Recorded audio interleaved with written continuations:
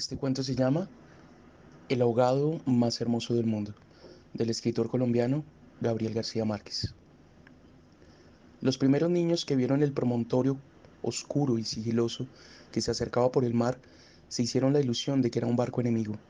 Después vieron que no llevaba banderas ni arboladura y pensaron que fuera una ballena. Pero cuando quedó varado en la playa le quitaron los matorrales de sargazos, los filamentos de medusas y los restos de cardúmenes y naufragios que llevaba encima, y solo entonces descubrieron que era un ahogado. Habían jugado con él casi toda la tarde, enterrándolo y desenterrándolo en la arena, cuando alguien los vio por casualidad y dio la voz de alarma en el pueblo. Los hombres que lo cargaron hasta la casa más próxima notaron que pesaba más que todos los muertos conocidos, casi tanto como un caballo, y se dijeron que tal vez había estado demasiado tiempo a la deriva y el agua se le había metido dentro de los huesos. Cuando lo tendieron en el suelo, vieron que había sido mucho más grande que todos los hombres, pues apenas si cabía en la casa, pero pensaron que tal vez la facultad de seguir creciendo después de la muerte estaba en la naturaleza de ciertos ahogados. Tenía el olor del mar, y solo la forma permitía suponer que era el cadáver de un ser humano, porque su piel estaba revestida de una coroza de rémora y de lodo. No tuvieron que limpiarle la cara para saber que era un muerto ajeno. El pueblo tenía apenas unas 20 casas de tablas, con patios de piedras sin flores, desperdigadas en el extremo de un cabo desértico. La tierra era tan escasa que las madres andaban siempre con el temor de que el viento se llevara a los niños y a los muertos que les iban causando los años, tenían que tirarlos en los acantilados. Pero el mar era manso y pródigo, y todos los hombres cabían en 7 botes, así que cuando se encontraron el ahogado, les bastó con mirarse los unos a los otros para darse cuenta de que estaban completos. Aquella noche no salieron a trabajar en el mar. Mientras los hombres averiguaban si no faltaba alguien en los pueblos vecinos, las mujeres se quedaron cuidando al ahogado. Le quitaron el lodo con tapones de esparto, le desenredaron el cabello, los abrajos submarinos y le rasparon la rémora con fierros de descamar pescados. A medida que lo hacían, notaron que su vegetación era de océanos remotos y de aguas profundas, y que sus ropas estaban en piltrafas, como si hubiera navegado por entre laberintos de corales. Notaron también que sobrellevaba la muerte con altivez, pues no tenía el semblante solitario de los otros ahogados del mar, ni tampoco la catadura sórdida y menesteroso de los ahogados fluviales. Pero solamente cuando acabaron de limpiarlo, tuvieron conciencia de la clase de hombre que era, y entonces se quedaron sin aliento. No solo era el más alto, el más fuerte, el más viril, el mejor armado que había visto jamás, sino que todavía cuando lo estaban viendo no les cabía en la imaginación. No encontraron en el pueblo una cama bastante grande para atenderlo, ni una mesa bastante sólida para velarlo. No le vinieron los pantalones de fiesta de los hombres más altos, ni las camisas dominicales de los más corpulentos, ni los zapatos del mejor plantado. Fascinadas por su desproporción y su hermosura, las mujeres decidieron entonces hacerle unos pantalones con un pedazo de vela cangreja y una camisa de bramante de novia, para que pudiera continuar su muerte con dignidad. Mientras cosían sentadas en círculo, contemplando el cadáver entre puntada y puntada, les parecía que el viento no había sido nunca tan tenaz, ni el Caribe había estado nunca tan ansioso como aquella noche, y suponía que esos cambios tenían algo que ver con el muerto. Pensaban que si aquel hombre magnífico hubiera vivido en el pueblo, su casa habría tenido las puertas más anchas, el techo más alto y el piso más firme, y el bastidor de su cama habría sido de cuadernas maestras con pernos de hierro, y su mujer habría sido la más feliz. Pensaban que habrían tenido tanta autoridad que hubiera sacado los peces del mar con solo llamarlos por sus nombres, y habría puesto tanto empeño en el trabajo que hubiera hecho brotar manantiales de entre las piernas y las piedras más áridas, y hubiera podido sembrar flores en los acantilados. Lo compararon en secreto con sus propios hombres. Pensaron que no serían capaces de hacer en toda una vida lo que aquel era capaz de hacer en una noche, y terminaron por repudiarlos en el fondo de sus corazones como los seres más escuálidos y mezquinos de la tierra. Andaban extraviadas por esos dédalos de fantasía, cuando la más vieja de las mujeres, que por ser la más vieja había contemplado al ahogado con menos pasión que compasión, suspiró. Tiene cara de llamarse Esteban. Era verdad. A la mayoría le bastó con mirarlo otra vez para comprender que no podía tener otro nombre. Las más porfiadas, que eran las más jóvenes, se mantuvieron con la ilusión de que, al ponerle la ropa, tendido entre flores y con unos zapatos de charol, pudiera llamarse Lautaro. Pero fue una ilusión vana. El lienzo resultó escaso. Los pantalones mal cortados y peor cosidos le quedaron estrechos, y las fuerzas ocultas de su corazón hacían saltar los botones de la camisa. Después de la medianoche, se adelgazaron los silbidos del viento y el mar cayó en el sopor del miércoles. El silencio acabó con las últimas dudas. Era Esteban. Las mujeres que lo habían vestido, las que lo habían peinado, las que le habían cortado las uñas y raspado la barba, no pudieron reprimir un estremecimiento de compasión cuando tuvieron que resignarse a dejarlo tirado por los suelos. Fue entonces cuando comprendieron, cuando debió haber sido de infeliz con aquel cuerpo descomunal, si hasta después de muerto le estorbaba. Lo vieron condenado en vida a pasar de medio lado por las puertas, a descalabrarse con los travesaños, a permanecer de pie en las visitas sin saber qué hacer con sus tiernas y rosadas manos de buey de mar, mientras la dueña de casa buscaba la silla más resistente y le suplicaba muerta de miedo: siéntese aquí, Esteban, hágame el favor. Y él, recostado contra las paredes, sonriendo: no se preocupe, señora, así estoy bien, con los talones en carne viva y las espaldas escaldadas de tanto repetir lo mismo en todas las visitas.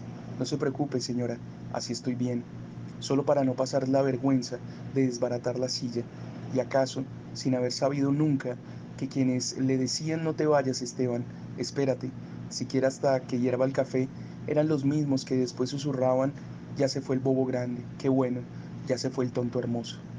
Esto pensaban las mujeres frente al cadáver, un poco antes del amanecer.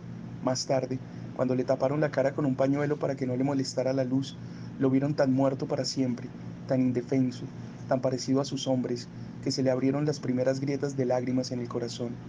Fue una de las más jóvenes la que empezó a sollozar.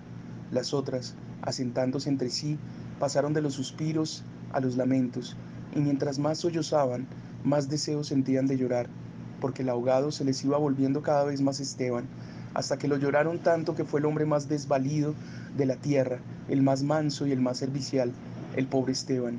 Así que cuando los hombres volvieron con la noticia de que el ahogado no era tampoco de los pueblos vecinos, ellas sintieron un vacío de júbilo entre las lágrimas.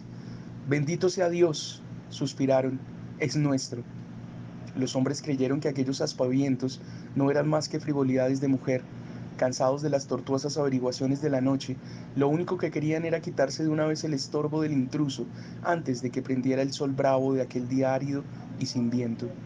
Improvisaron unas angarillas con restos de trinquetes y botavaras, y las amarraron con carlingas de altura para que resistieran el peso del cuerpo hasta los acantilados.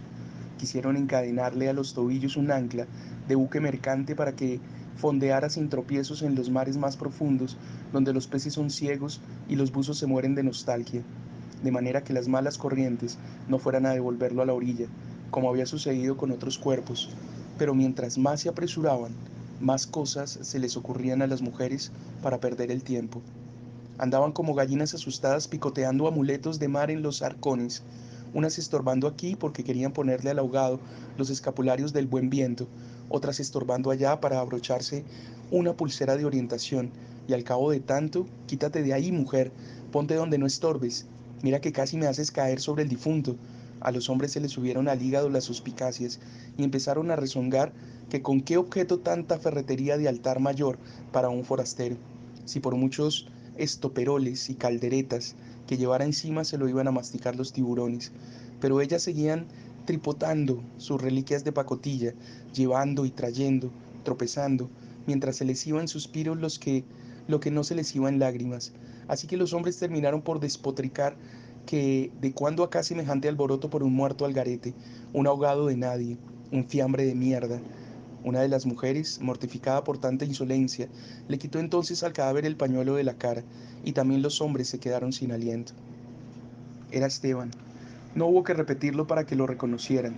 Si les hubieran dicho Sir Walter Raleigh, quizás hasta ellos se habrían impresionado con su acento de gringo, con su guacamayo en el hombro, con su arcabuz de matar caníbales, pero Esteban solamente podía ser uno en el mundo, y allí estaba tirado como un sábalo, sin botines, con unos pantalones de siete mesino y esas uñas rocallosas que solo podían cortarse a cuchillo. Bastó con que le quitaran el pañuelo de la cara para darse cuenta de que estaba avergonzado, de que no tenía la culpa de ser tan grande, ni tan pesado, ni tan hermoso, y si hubiera sabido que aquello iba a suceder, habría buscado un lugar más discreto para ahogarse. En serio, me hubiera amarrado yo mismo un áncora de galón en el cuello y hubiera trastabillado como quien no quiere la cosa en los acantilados, para no andar ahora estorbando con ese muerto de miércoles, como ustedes dicen, para no molestar a nadie con esta porquería de fiambre que no tiene nada que ver conmigo. Había tanta verdad en su modo de estar que hasta los hombres más suspicaces, los que sentían amargas las minucias noches del mar trementino que sus mujeres se cansaran de soñar con ellos para soñar con los ahogados, hasta esos y otros más duros, se estremecieron en los tuétanos con la sinceridad de Esteban. Fue así como lo hicieron los funerales más espléndidos que podían concebirse para un ahogado expósito. Algunas mujeres que habían ido a buscar flores en los pueblos vecinos regresaron con otras que no creían lo que les contaban, y éstas se fueron por más flores cuando vieron al muerto, y llevaron más y más, hasta que hubo tantas flores y tanta gente que apenas si se podía caminar. A última hora les dolió devolverlo huérfano a las aguas, y le eligieron un padre y una madre entre los mejores, y otros se le hicieron hermanos, tíos y primos, así que a través de él todos los habitantes del pueblo terminaron por ser parientes entre sí. Algunos marineros que oyeron el llanto a distancia perdieron la certeza del rumbo, y se supo de uno que se hizo amarrar al palo mayor, recordando antiguas fábulas de sirenas. Mientras se disputaban el privilegio de llevarlo en hombros por la pendiente escarpada de los acantilados, hombres y mujeres tuvieron conciencia por primera vez de la desolación de sus calles, la aridez de sus patios, la estrechez de sus sueños, frente al esplendor y la hermosura de su ahogado. Le soltaron sin ancla para que volviera si quería y cuando lo quisiera, y todos retuvieron el aliento durante la fracción de siglos que demoró la caída del cuerpo hasta el abismo. No tuvieron necesidad de mirarse los unos a los otros para darse cuenta de que ya no estaban completos ni volverían a estarlo jamás.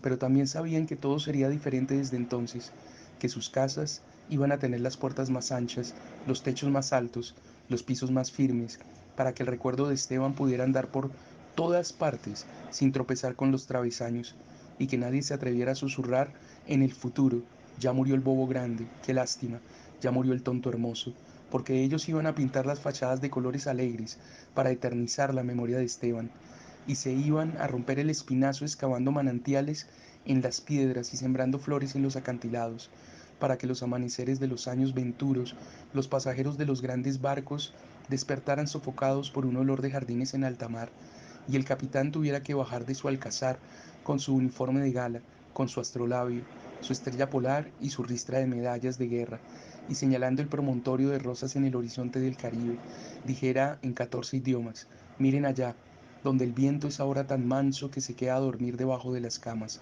allá, donde el sol brilla tanto que no saben hacia dónde girar los girasoles. Sí, allá es el pueblo de Esteban. El ahogado más hermoso del mundo, del escritor colombiano Gabriel García Márquez.